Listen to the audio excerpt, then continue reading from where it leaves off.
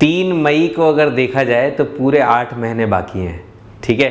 तो लगभग 240 दिन आप लोगों के हाथ में है, क्योंकि आज 3 सितंबर हो चुका है। तो ये मान लीजिए कि ये अब एक ऐसी रेस शुरू हो चुकी है जिसमें कि आप सबको अपनी पूरी जी जान से दौड़ना है। तो मैंने सोचा क्यों ना, जब रेस की बात चली रही है तो उसेन बोल्ट, आप लोगों ने नाम सुना होगा, वर्ल्ड का सबसे तेज दौड़ने वाला आदमी कौन है, वो है उसेन बोल्ट। तो क्यों ना उसकी रेस के साथ अपनी नीट की रेस को कंपेयर किया जाए कि हम कैसे उससे सीख सकते हैं। वो आदमी जो कि लगातार 3 वर्ल्ड ये ओलंपिक्स के अंदर 100 मीटर, 200 मीटर और 400 मीटर 400x4 रिले रेस जो होती है उसके अंदर गोल्ड मेडल जीता है। और किस तरीके से उसने अपने आप को प्रिपेयर किया है इतने डिफ़िकल्ट, मतलब चैंपियन बनने के लिए। तो कुछ चीज़ें हैं जो कि समझनी चाहिए अपने को कि कैसे वो चैंपियन बना, उसके पीछे के एक राज क्या है। तो सबसे पहला पॉइंट मैंने यहाँ पे लिखा है, स्टार्ट स्माइलिंग। जब भी आप अपनी तैयारी को स्टार्ट करें तो मुस्कुराते हुए करें, खुश रह के करें, ये सोचकर करें कि हाँ मुझे इसे कंप्लीट करना है और मुझे इसे जीत कर कंप्लीट करना है। तो चाहे आज आप पढ़ने बैठें तो दुखी मन से ना बैठें, बोझ समझ के ना बैठें। ये एक ऐसा काम है जिसको आपको मुस्कुराते मुस्कुराते पूरा करना है, क्योंकि दुखी होने से कोई असर नहीं पड़ने वाला है आपकी प्रिपरेशन के ऊपर, हंसते हुए ही असर पड़ने वाला है।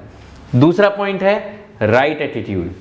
कई लोगों के दिमाग में ये बात होती है कि अरे यार मेरे से तो नहीं हो पाएगा, मेरे से तो इतनी मेहनत नहीं होती, मैं तो ये काम नहीं कर सकता, मेरे से क्वेश्चन सॉल्व नहीं होते, मेरे चैप्टर समझ में नहीं आते। अरे भाई, परेशानी किसकी ज़िंदगी में नहीं आती, परेशानी सबकी ज़िंदगी में आती है। उनको पार पाने वाला ही तो चैंपियन बनता है, वही तो है जो कि आगे जाके उसेन बोल्ट बनता है, ठीक है। तीसरा पॉइंट है फोकस।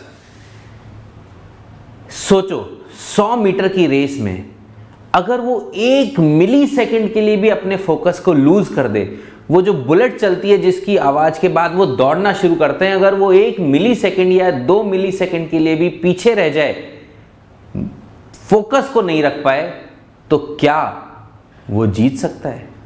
हाँ, नहीं जीत सकता। तो जब आप पढ़ने बैठें तब आपका पूरा फोकस किसी और चीज के ऊपर नहीं होना चाहिए, सिर्फ और सिर्फ आपकी पढ़ाई पे होना चाहिए। ये बात ध्यान रखो कि अगर फोकस लूज किया तो पेपर में भी फोकस लूज हो जाएगा। तैयारी करते समय फोकस बनाए रखो, इधर उधर दिमाग लगाना बंद कर दो। 5वां पॉइंट है खुद से जीतने के लिए खेलो। उसेन बोल्ट का पहला रिकॉर्ड था 9.9 सेकंड का, उसका दूसरा रिकॉर्ड था 9.69 सेकंड का, और उसका तीसरा रिकॉर्ड था 9.58 सेकंड का।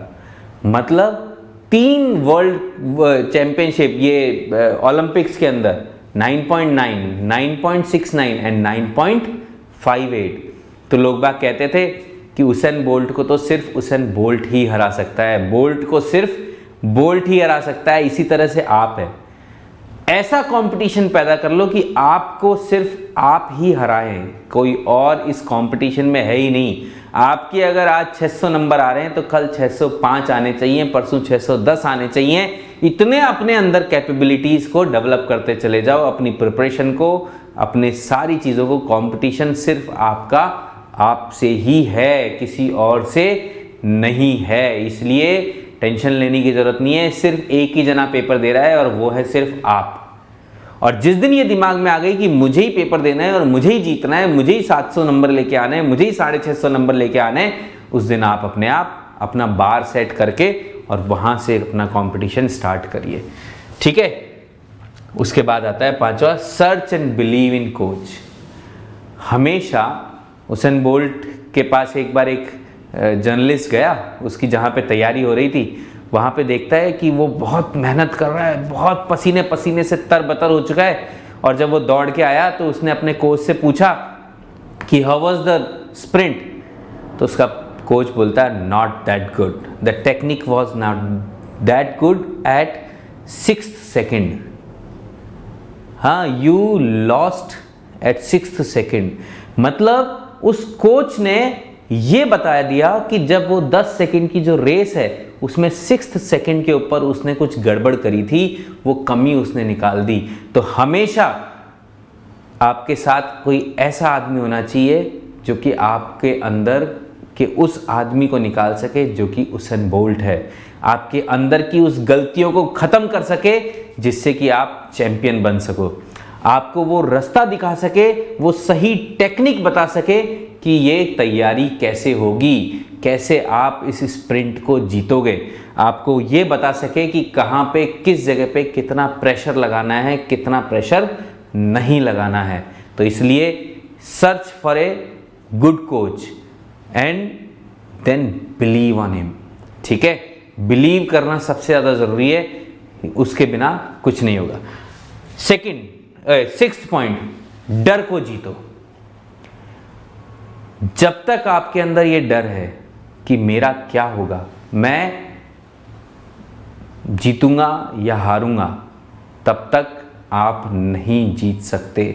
जीत तभी मिलती है जब अंदर का ये डर समाप्त हो जाए। उसेन बोल्ट की एक कहानी है कि जब वो 15 साल की एज के अंदर जब पहली बार जमैका के अंदर एक रेस हो रही, एक रेस क्या, वर्ल्ड चैंपियनशिप की जूनियर्स की रेस हो रही थी, और वो घबरा रहा था कि ये तो मेरा ही शहर है, मेरे ही शहर में मैं अपने लोगों के सामने हारूंगा या जीतूंगा। और उसकी माँ बोलती है कि वो इतना डरा हुआ था कि उसकी आंखों से आंसू आ रहे थे बिफोर द रेस, और वो रेस वो जीता और उसने अपने अंदर के डर को जीता। वो बोलता है कि that was a turning point, उस दिन मैंने अपने अंदर के डर को जीता। छोटी छोटी जो सफलताएं हैं ना, ये आपके डर को ख़त्म करेंगी। रोज अपने आप को सफल बनाओ।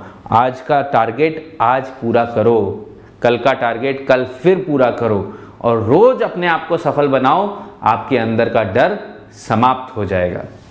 नेक्स्ट पॉइंट मैंने लिखा है, अपनी कमियों को हथियार बनाओ। तो क्या लगता है आपको, उसेन बोल्ट के अंदर कोई कमियां नहीं थी? आपको मैं बताऊं कि उसका जब एनालिसिस किया दौड़ने का, तो पता चला कि उसका जो राइट लेग है और जो लेफ्ट लेग है, दोनों सेम अमाउंट से ज़मीन पे फोर्स नहीं लगा रहे। जो लेफ्ट लेग है वो 12% कम फोर्स लगाता था, ये बहुत बड़ी कमी थी। तो उसने उस राइट लेग के ऊपर और फोकस करना शुरू किया और उससे ज़्यादा फोर्स लगा के वो तेज बढ़ता। तो मतलब जब वो राइट से फोर्स लगा के एक लेफ्ट कदम रखता तो वो ज़्यादा दूर जाता, और जब लेफ्ट से जाता तो राइट कम दूरी पे जाता। दूसरी एक बड़ी प्रॉब्लम उसके सामने आ गई, जब उसने पहली बार ओलंपिक में हिस्सा लिया तो वो बीमार पड़ गया, मतलब फर्स्ट राउंड में ही डिस्क्वालीफाई हो गया। तो जब पता चला, जब चेकअप हुआ तो पता चला कि उसकी जो पीछे स्पाइनल कॉर्ड है उसमें प्रॉब्लम है, वो टेढ़ी हो चुकी है। सोचो क्या बीती होगी उसके ऊपर। लेकिन एक फिजियोथेरेपिस्ट और अपने कोच और प्रैक्टिस से उसने उस प्रॉब्लम को पार पा लिया। और जब उसके बाद 3 साल 4 साल के बाद जब दोबारा ओलंपिक हुआ, वर्ल्ड चैंपियनशिप हुई 3 साल के बाद, उसमें वो जीता सिल्वर मेडल, और उसके बाद जब ओलंपिक हुए तो वो जीता गोल्ड मेडल। तो अपनी कमियों को दूर कर दो, तब जाके आप अपनी कमियों को हथियार बना लो, उनसे पार पाना सीख लो। कुछ लोग कहते थे कि जो उसेन बोल्ट है वो 6.5 फीट का है, जबकि जनरली जो स्प्रिंट करने वाले लोग हैं उनकी एवरेज हाइट 6 फीट होती है। तो आधा फीट ज़्यादा होने की वजह से उसके पैर बड़े थे। तो लोग तो सोचते थे कि पैर बड़े तो ज़्यादा चल पाएगा, ज़्यादा जल्दी कवर कर लेगा। लेकिन प्रॉब्लम ये होती है कि जिनके पैर बड़े होते हैं उनका एक्सेलरेशन स्लो बनता है। तो लोग बाग ये कहते थे कि तुम्हें तो 400 मीटर की तैयारी करनी चाहिए, 100 मीटर की नहीं करनी चाहिए। तो उसेन बोल्ट को तो 100 में ही मज़े आते थे। उसने एक अपनी इसी बात को हथियार बना लिया। उसकी लंबाई जो कि उसकी कमी बन सकती थी, उसको उसने हथियार बना लिया। वो ऐसे बना लिया कि जिनके पैर छोटे होते थे वो जल्दी एक्सेलरेट होके 40-50 मीटर के ऊपर आने के बाद वो अपनी टॉप स्पीड में आ जाते थे। लेकिन बहुत देर तक कोई भी आदमी टॉप स्पीड में नहीं रह सकता, तो वो जल्दी स्लो हो जाते थे।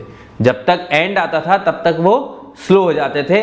लेकिन उसेन बोल्ट जो है अपनी टॉप स्पीड में आने में उसको 60 से 70 मीटर लगते थे, और लास्ट के जो केवल 30 मीटर ही रह जाते थे जब वो स्लो होने लगता था।